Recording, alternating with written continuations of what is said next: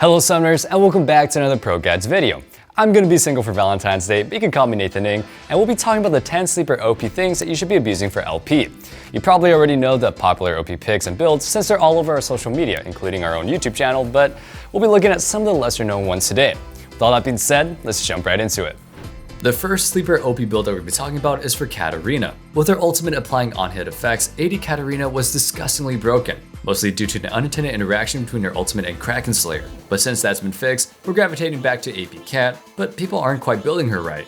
The most popular build for her is build Rocket Belt as her mythic item, mostly due to the magic pin that it grants as a mythic passive. While this may sound like a good way to wreck a team of squishy champions, it's actually better to build her like this. You want to start off by building Lichbane, Sorcerer's Shoes, and either Zhonya's Hourglass or Banshee's Veil depending on your game's needs. Then you'll pick up Rabadon's Deathcap, Nashor's Tooth, and Void Staff.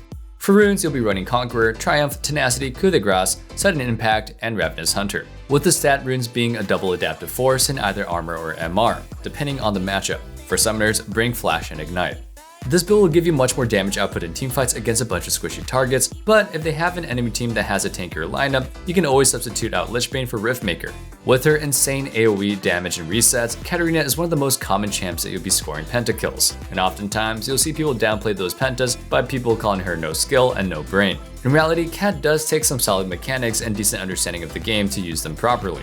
Our second sleeper OP build is for GALIO. The standard rune for most GALIO players at the moment is Aftershock, and while that isn't necessarily bad, as it allows him to serve as a frontliner even with the full AP build, it also doesn't do anything for him if he can't actually reach his opponents to CC them. That's where the Predator rune comes in. Running this will allow you to look for more aggressive roams, and allows you to engage fights even without relying on a teammate to go in first, so you don't actually have to ult into the fight.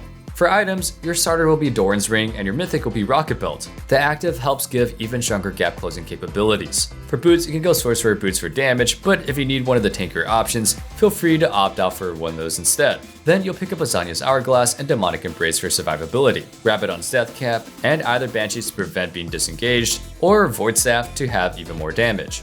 For runes, you'll be running Predator, Cheap Shot, Eyeball Collection, Ingenious Hunter, Nimbus Cloak, and Transcendence, while the stat runes being Double Adaptive Force and Armor or Magic Resist, depending on the lane. For summoners, you want Flash and Ignite. Teleport can be nice for helping other lanes early, but it isn't really useful later on into the game since you can almost always ult into fights, and Ignite gives you an extra burst of movement speed in combat thanks to Nimbus Cloak. Since you won't have Aftershock to beef you up at the start of fights, this build takes Demonic Embrace third over Rabadon's to compensate for the loss of resistances. Aside from that, everything is pretty much the same, except you'll have a lot more agency in making proactive plays. Next up, we have a build for Syndra. Overall, Syndra is not doing so hot right now, but that's mainly because people aren't building her right. A common mistake is going Archangel Staff as her second item, or even worse, a defensive option via Zhonya's Hourglass or Banshee's Veil. The issue with Syndra is a mage that relies almost entirely on her ability to one-shot her enemies, and when you invest in items that are conducive to that identity, obviously she's not going to do too well. So, how should you be building her instead?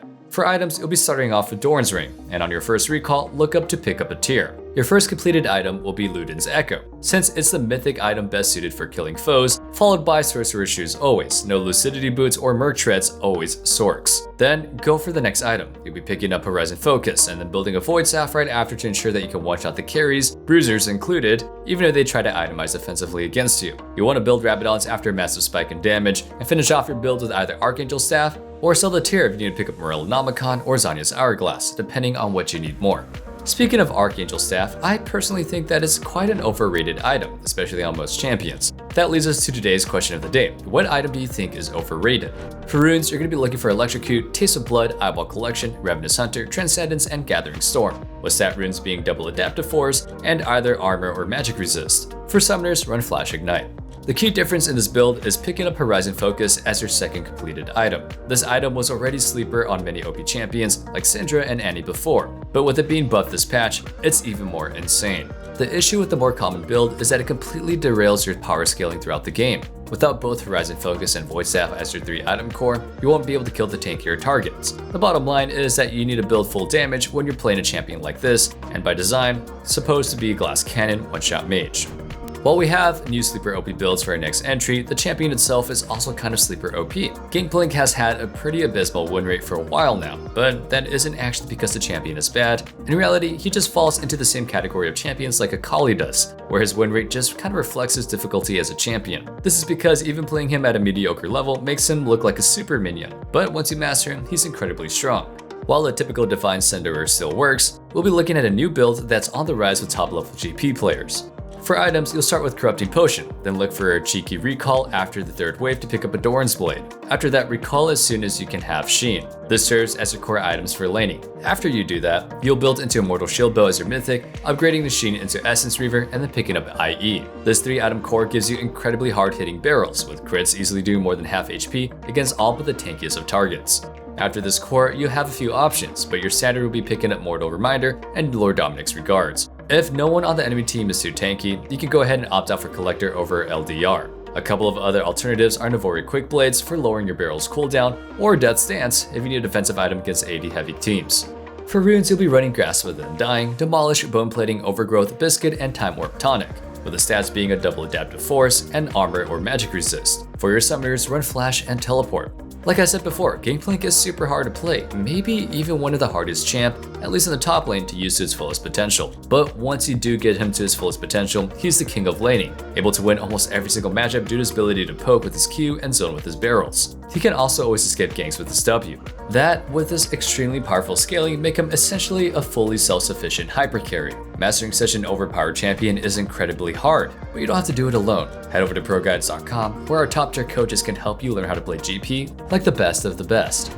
Up next, we have a pick that's not an uncommon champion. Renekton has been a staple top laner in almost every season, simply due to his ability to neutralize most of the other champions during laning phase due to how much of a lane bully he is. So why is he on our list of sleeper OP picks? Well, this is about picking Renekton mid, but he isn't something that you want to blind pick. This is specifically for keeping Renekton in your back pocket as a hard counter to melee champions. While traditional mid laners have a tough time dealing with champions like Yasuo or Zed, due to their high kill pressure, Renekton will allow you to shut them down effortlessly with this extremely simple kit. For items, you want to start off with Doran's Blade, then build into Prowler's Claw as your mythic. This aggressive option allows you to force hard on your lane opponent, and gives you solo kill pressure at all stages of the game. If you're against an AP melee like Fizz or Diana, you want to grab Hex Drinker at this point. Then you'll pick up Plated Steel Caps or Mercury Treads for your boots, and make sure that your second full buy is Blade of the Ruined King. After that, pick up Seraph's Gauge to prevent you from being bursted down in teamfights. The rest of your build is flexible, and you can go for Chemtank Chainsword for grievous wounds, Death's Dance or Spare Visage for defensive items, Guardian Angel, or even more Armor Pen if you want to do more damage. For runes, you want Press the Attack, Triumph, Alacrity, Last Stand, Demolish, and Bone Plating, with the stat runes being Double Adaptive Force and Armor or MR. For your summoners, you want Flash Ignite. KAYN in both of his forms has been a pretty broken pick in most of the recent patches, mostly due to how overpowered Gore Drinker was. In fact, it was so strong on him that most players opted for it even when going blue KAYN. However, a barrage of nerfs to both of his items and runes have left him in a spot where he's just kind of average, despite still being a pretty fast clear, able to outspeed almost every other champions in the role. And kind of like KAYN, I also finish pretty fast. I finish the games I play really quickly. To make most of your ability to outspace the enemy jungler, you'll want to aim to go blue KAYN with lethality, so you can always snowball hard off your lead. For items, you want to start off with Hailblade and build into Duskblade of Drakthar as your mythic. Pick up Moby Boots so you can go ahead and glide through the walls, across the map in seconds, and then continue stacking lethality by picking up Yumu's Ghostblade and Edge of Night. After that, you want to get Serelda's for even more Armor Pen, and what you need more for the game. Some options are Death's Dance, Guardian Angel, Severmere Dawn, and Seraph's Gauge. For runes, you'll want to run Dark Harvest, Sudden Impact, Eyewall Collection, Relentless Hunter, Absolute Focus, and Gathering Storm, with stat runes being Double Adaptive Force and Armor. For summoners, you'll bring Flash and Smite. And as a quick note for this build, it's specifically targeted at blowing up squishy targets, so it's probably not a great idea if you do it to an enemy team that is loaded with beefy tanks and bruisers. In those games, Red KAYN with Gore Drinker is still the way to go. Next up, we have a build for Garen. In most cases, you'll see Garen players going Stridebreaker into Deadman's Plate. While Deadman's does give a lot more movement speed to catch up to the target, it doesn't provide enough damage aside from the bonus damage on your first auto attack. But with this build, you'll be able to push your lead even further by building damage while also maintaining sticking power. For items, you want Doran's Blade, Rush, Berserker Greaves, and then build into Stridebreaker as your mythic of choice. The active helps eliminate Garen's one counter of being kited. After that, you'll buy Stormrazor, the special item that lets his build make our list. Every set on the item gives your spin more damage, and the energized attack gives you another slow to help you stick to your target. After that, you'll continue to build as normal. You'll pick up Deadman's Plate, Sarek's Gauge, and either Thornmail, Spirit Visage, or another situational item. For runes, you'll take Conqueror, Triumph, Tenacity, Last Stand, Conditioning, and Overgrowth, with the stats being double Adaptive Force, and either Armor or MR. For summoners, you'll take Flash and Ignite. For our next sleeper pick, we have Skarner as a top laner. We don't necessarily think Skarner top is better than Skarner jungle. They're about the same in terms of performance, with both being close to a 55% win rate in Platinums plus Elo. The only real downside to Skarner top is that you can't really use your ultimate to constantly threaten other lanes with ganks, but you still have the option of roaming down for your mid laner. Aside from that, the plus side of playing him in the top lane is that you can almost always net guaranteed kills on the other top laner when your jungler pays a visit, and in team fights, you'll be much tankier than if you had jungled, since solo laners generally have a higher level and more gold to spend on items. For items, you want to start off with Doran Shield, Rush, Lucidity Boots, and make your first item Turbo Camp Tank for the ability to instantly make picks on that target that doesn't have QSS. Afterwards, you'll try to get as tanky as possible, building into Thornmail and Spirit Visage, and then Deadman's Plate for even more movement speed. Top off your build with Gargoyle Stone Plate if you really need to survive the burst damage, or something like Frozen Heart or Abyssal Mask if their passives will be more useful to you. For runes, you run Grasp with Undying, Shield Bash, Conditioning, Revitalize, Magical Footwear, and Biscuit Delivery, with the stats being Adaptive Force and either double Armor or double MR. For summoners, you'll want Ghost and Teleport.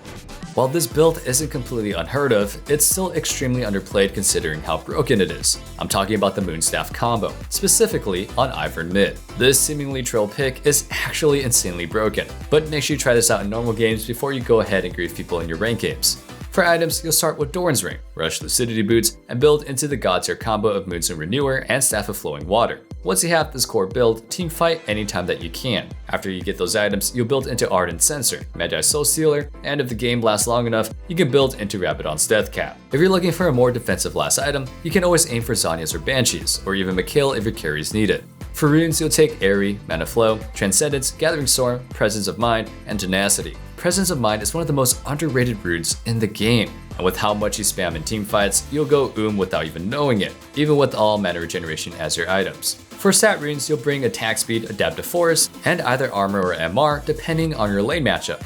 While the lane phase won't really be bullying out your opponent, the on-hit damage from standing in your bushes and your Ease Explosion actually gives you some decent pushing power. Also, the shield will help you shrug off all the harass your opponent throws at you. Once you get your core items done, you'll have the ability to hard carry teamfights simply by keeping your allies from ever dying. Rounding out our list, we have Lulu top. Much like IVERN, Lulu works so well as a solo laner because she's able to take that OP build meant for supports and massively accelerate how fast she can get the items completed since she's farming in a solo lane. That said, there are some key differences between the two. While IVERN's main goal is to simply survive lane and set up his jungler for ganks with his Q, Lulu is actually a lane bully, able to win laning phase against the scrappier melee champions in top lane. By the time those champions come online and are able to start winning 1v1 against Lulu, it'll be too late. You'll have items that you need to start perma-grouping and winning team fights. For items, you'll build exactly like IVERN, so just go back into the video if you need to do that again. For runes, you'll be taking Airy, Transcendence, and Gathering Storm like IVERN, but since Lulu doesn't suffer from mana problems like IVERN does, you can opt for Magical Footwear and Biscuits. For stat runes, you'll be running Attack Speed, Adaptive Force, and Armor or MR. Since Rise's response to the disgustingly broken Moonstaff combo was barely even a slap on the wrist, you can expect picks like this to be OP for a while. Be sure to abuse them while you can. And that wraps things up for our sleeper builds that are missing out on patch 11.3. Remember, let us know what item you think is overrated in the comments down below, as we really do love seeing what you guys have to say. I can't wait to see you guys back in the next video, and until then, stay safe, stay healthy, and have a wonderful day. Peace.